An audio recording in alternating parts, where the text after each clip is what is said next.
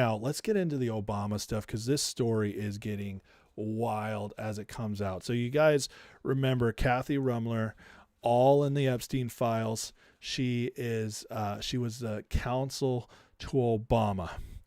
And this woman has just notified, she's working at Goldman Sachs, I believe, getting ready to go down. She's notified them of her resignation in a couple months. Her career is over. But listen to this. It's coming out more and more just how involved she actually was in the Obama administration. And it's more than anybody had guessed before. That did vetting and ethics. So our office was responsible for vetting every cabinet member. So, and we had, in our administration, we had quite rigorous standards. And so it would be a big failure if someone turned out to have, not not filed their tax returns appropriately, or, something like that. Or, a big issue that would come up would be with household help and people not paying taxes on either a nanny or a housekeeper or something like that, or landscaping people, that type of thing. I'm really disheartened by what I think is sort of the devaluing of the office, or in some ways almost a debasing of the office of the president, right. which is something that, She's just going to go after Trump the rest of it. Did you hear what she said? She says she was in charge of vetting Obama's cabinet. In other words, she was the gatekeeper. She was the kingmaker for the Obama administration. He turned that over to her. This is actually massive because it means that through her, Epstein had influence over the entire Obama administration. And here we have breaking down Svetlana Logolfa. She's been doing a great job on this Epstein stuff. It says Epstein sussed Obama out very easily. All Obama wanted to do was make as much money as possible. So Epstein befriended Obama's top lawyer / fixer, Kathy Ruemmler. Epstein and Ruemmler made tens of millions on the back of the deals with the Obama DOJ. How much did Obama get as a cut? Great question. Very interesting right here. All Obama wanted to do was make as much money as possible. Do you know the Obamas? This makes a lot of sense. They got into the office. They were worth he was a senator. He had his book, The Audacity of Hope, that sold a bunch of copies. And so he'd made a little bit of money. He might have been a millionaire by that point, $2 or $3 million self-worth. They left the presidency worth over $100 million. Yeah, $100 million. How do you get there with a salary of $400,000 a year as president? I don't know. Math ain't mathin', folks. Math ain't mathin'. Even if he saved every dollar of that salary and never spent a dime of it, that's only $3.2 million over 8 years. Yeah, that's a lot further away from $100 million. So it says make as much money as possible. Now, we know Obama was trying to destroy the country. That's absolutely for sure. I mean, you could just look at the policies. But these people always sabotage themselves because ultimately they always are selfish. And what is the biggest criticism of Obama from the Democrat side, not from the Republican side? We have our own, and MAGA side.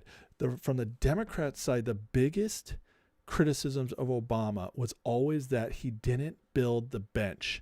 He didn't spend any time building up, finding new talent for the Democratic Party and creating successors to lead the party going forward.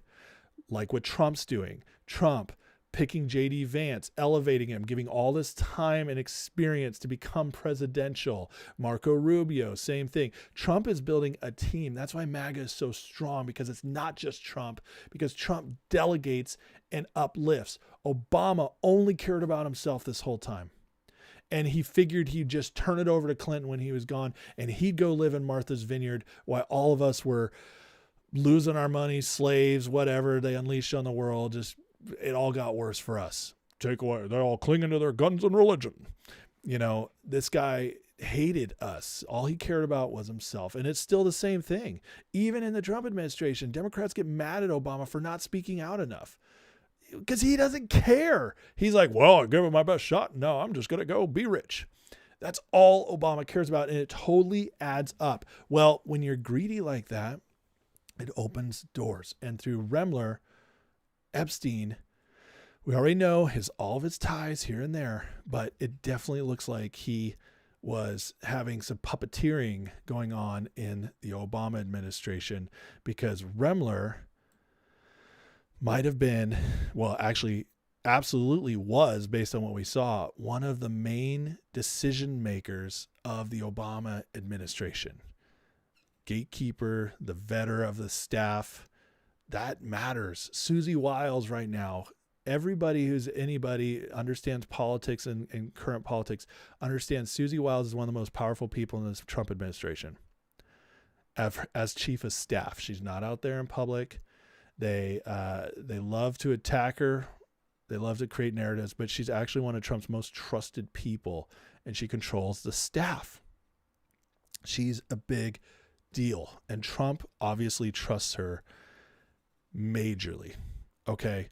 These people have a lot of power. So if Epstein's pulling her strings, that means he's pulling Obama's strings. Let's get into a little further here. Obama's buddy, Kathy Ruemmler, represent Obama's former national security advisor, Susan Rice. Susan Rice, one of the other heads of the Obama administration, whispering in Obama's ear about everything. Nasty woman. Nasty, vile, evil woman. She is one of the worst of the worst. And Ruemmler represented her as well. She's in all of it. She's all over this entire organization. Here's a letter Ruemmler sent to Grassley on behalf of Rice, justifying the infamous email Rice sent to herself, memorializing Obama's order to keep the Russia investigation secret from the incoming Trump administration National Security Advisor General Flynn. Order was part of the conspiracy against President Trump. Epstein advising Ruemmler, talking to, guess who at this time? Steve Bannon, talking to Michael Wolff on how to destroy Trump. One of the things that kept coming up with Michael Wolff, not with Bannon, was the Russia stuff. And then Ruemmler, talking to Epstein about this as well, is putting together letters after talking to Epstein, getting his advice, and sending them on behalf of Susan Rice. This is wild. If anybody thinks that Trump is one of these people, you are so gone at this point. You have no idea what you're talking about, because it is so clear that Epstein was totally in with the Democrats, 100% in there, puppeteering them, controlling this administration in some aspects, or at least having major sway with them because of the money, because of the influence. He was deeply embedded with them, but from afar, with just enough separation. It is interesting, and this tells you how Obama is clever. I can't stand Obama. I think he's maybe the most evil president we've ever had. He's definitely the worst in modern times. Just a totally amoral person. But he is smart. He's clever. And what Obama was clever about versus Clinton is that Obama didn't allow himself to get one-on-one with Epstein. But that just tells you he's smart. And how is Obama smart? Well, of course he was. He was groomed from the time he was a little boy growing up. His mom was CIA. He's raised to be the Manchurian Candidate. He's raised to not make the mistakes. And so that's why we don't have the direct Epstein connection, but Ruemmler is the direct connection. Do you understand? The fixer. Obama, I guarantee you. Hey, well, what we need to talk about what Jeffrey thinks about this. Why don't you go email Jeffrey? Go email Jeffrey and come back to me with your advice. Okay? How about you go do that? That's exactly what's happening. I guarantee it. Don't tell me about it. Or, he's He's being coy. I don't know exactly how it went down, but the point is, there's no way he didn't know. Susan Rice, this close to it. I mean, come on. This is crazy. Your lawyer, when you are at these levels, the person you put in charge of vetting your entire cabinet is going to be one of your most trusted people. They are going to be one of your closest people because you are entrusting them with your secrets. And if they screw up, it falls on you. They have to be completely in with you. This person does not just go run rogue. By the way, greatly rewarded for her work, getting a cush job at Goldman Sachs afterwards, which was where Jeffrey Epstein started and also where Steve Bannon started. Goldman Sachs, dirty place, I got to tell you. Not a lot of good coming out of Goldman Sachs. Gross. Obama was the Goldman Sachs president as well. That's why nobody got busted after the great financial meltdown. He's all Wall Street, baby. Because in Wall Street, it's all deep state. Oh, my God. It just keeps going. It just keeps going. But we see how evil all this is. You know what we never saw in any of these emails? We never saw Epstein conspiring with Trump people on how to elevate Trump and his administration. It's the opposite the entire way. The entire way. It's wild. And people are like, Trump's one of them. I'm trying to be nicer. It's like, I need to be nicer. I need to stop calling people retards. But I'm saying, if you still think Trump's one of these people, you're probably retarded. Or you just don't follow this stuff at all. So we have this $25 million contract between Epstein and the Rothschilds. This contract hires Epstein through his company STC to assist the Rothschild Group in resolving sensitive, outstanding issues with the U.S. government involving the Rothschild holdings. What? And Svetlana reports, this is what Epstein was paid for resolving the tax evasion case with the Obama DOJ. They're just laundering that money to him, baby. Kathy Ruemmler, Obama's top lawyer, who Epstein handed over the Rothschild account the moment she started private practice, negotiated the deal for herself, got $10 million, and Epstein got $25 million. What did that man get? What did Obama get out of that? That's a good question, right? He walked away with $100 million after his administration. He's doing okay. He's obviously getting some of this money. Brett, you're going to keep calling people retards for me? I appreciate it. For the Love says they want Trump to be so involved so bad it's gross. Absolutely. Lockfeld says zero good comes from Harvard, Goldman Sachs, Columbia, JP Morgan Chase. I got to mostly agree with that. They did sacrifice Bear Stearns 100%. Yeah, Obama bailed out the banks. That's true. It's all true, guys. And we're seeing a lot of this go. Now, Zero Hedge has been busting out this story, which is interesting. So Epstein plus Obama, advanced team member John Dock. You see this Epstein plus Obama? I mean, everybody can see the connections. It's just crazy. Caught with a prostitute in a Cartagena hotel room, plus Obama's then top lawyer, Ruemmler, cover-up, which cost her the AG job. Someone at DOJ should make a phone call or two. So there's this scandal. They cover it up. Ruemmler and Obama cover up this prostitution scandal and blame the Secret Service member for it, and 10 of them lose their jobs. These people are sick, man. Sorry, my eye is itching. I don't know. Maybe they're trying to finally take me out here. Getting a red eye. This is wild. This is wild stuff. You can just see it all over the place. Like, Ruemmler was just running things behind the scenes there.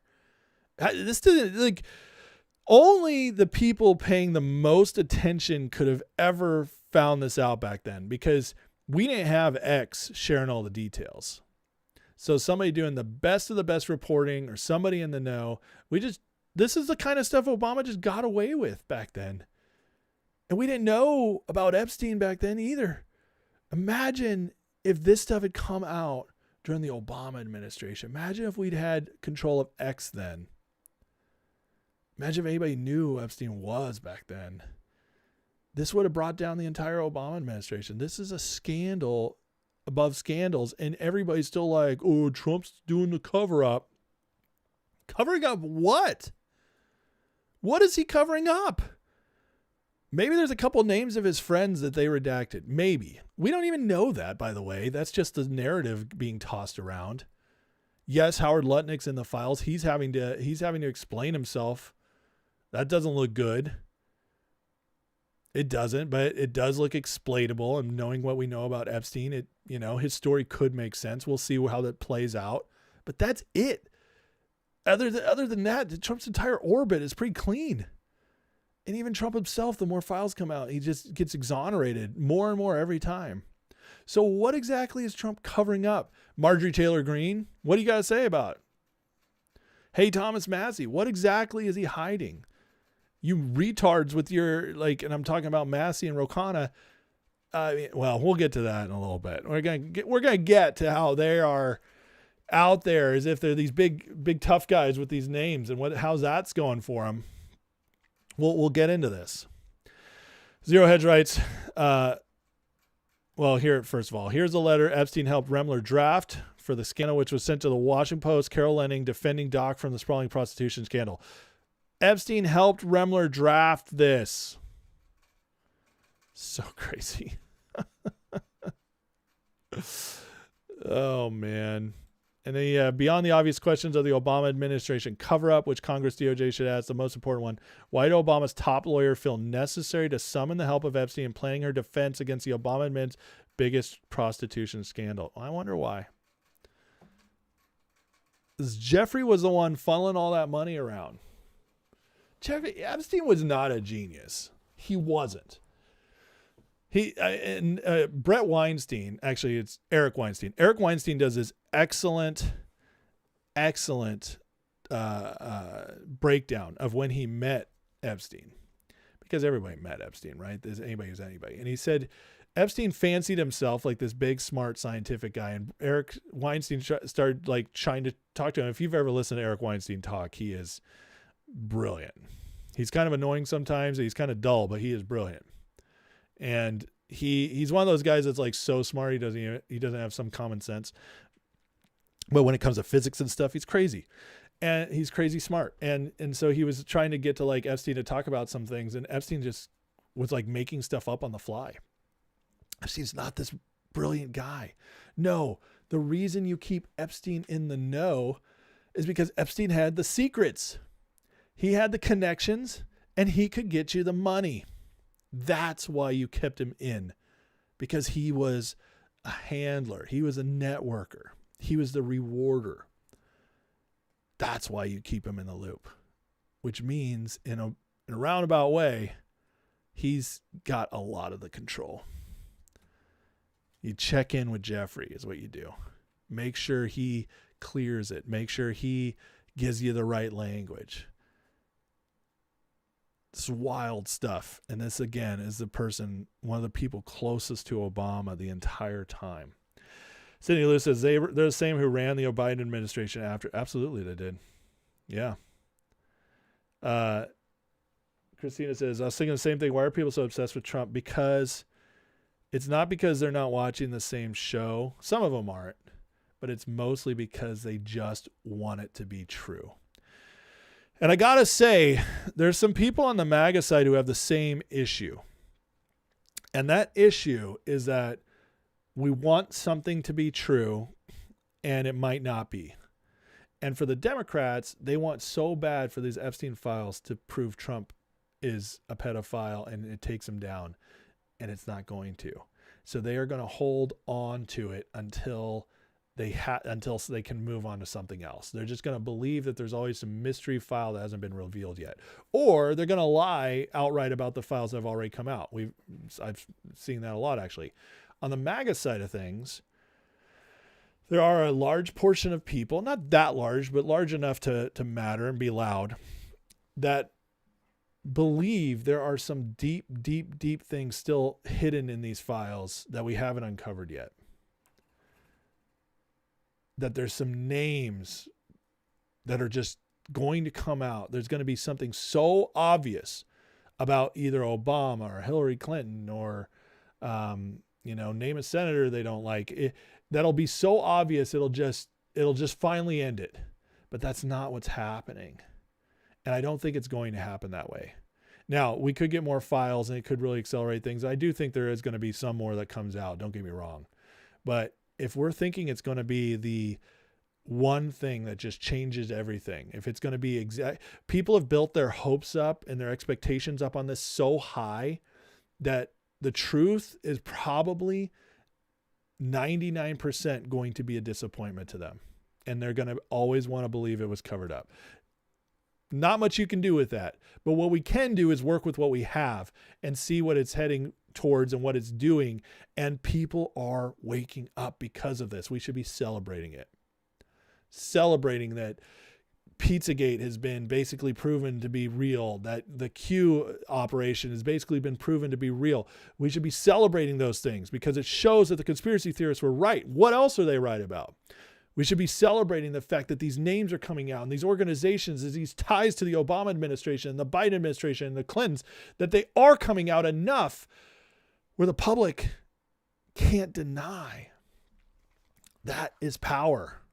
This right here, just this little scandal right here, in the 70s would have been enough to take down a president. In fact, this is worse than what Nixon was pushed out for. This is worse. Right here in these two paragraphs, knowing who Epstein is, this is worse than Watergate. That, my friends, should give you some perspective on what a big deal this is and how sometimes it takes some time to spread. It takes some time, the dough takes a little time to rise. Okay. After you get everything in it, it needs to be in it. Lochtefeld says, you think Epstein was bad? Soros makes Epstein look like small potatoes. He does. I agree with you, but Soros isn't in America. And I think Soros is a lot smarter than Epstein. And so I don't know if we'll ever get the same exposure of Soros, but in a way we've already had some more with Soros because his money we've been able to trace for so long. But All the Love says, you have to look at history. Trump's always been with women, not young girls. Yeah, exactly. Bill and Hillary's testimony coming up should be interesting. I think they might have already testified. It just hasn't been released yet because it wasn't a public testimony. Now look at this. This is one last thing I want to show you guys and how this ties to it. So in the 2000s, okay, up until Epstein was finally busted for good in 2019, he had the Zorro Ranch is insane. Okay. This is where a lot of the worst stuff happened. And yet, listen to this. The massive ranch where his survivors' stories happen, not touched, not even once. The DOJ literally told New Mexico, don't investigate. We got this. Now, that DOJ was Obama's DOJ. And then the first term Trump DOJ run by Bill Barr. Bill Barr, whose father helped get Epstein started. Yeah, that Bill Barr. Direct connection to Epstein. This ranch was allowed to run with all this crime and all this disgusting stuff during the entire Obama administration. Nobody ever took a peek at it. And then when they busted him in 2019, Bill Barr told his guys, hands off. We're not doing this. Are you kidding me? And Trump's deep state, this is insane. It's insane. So again, I'm just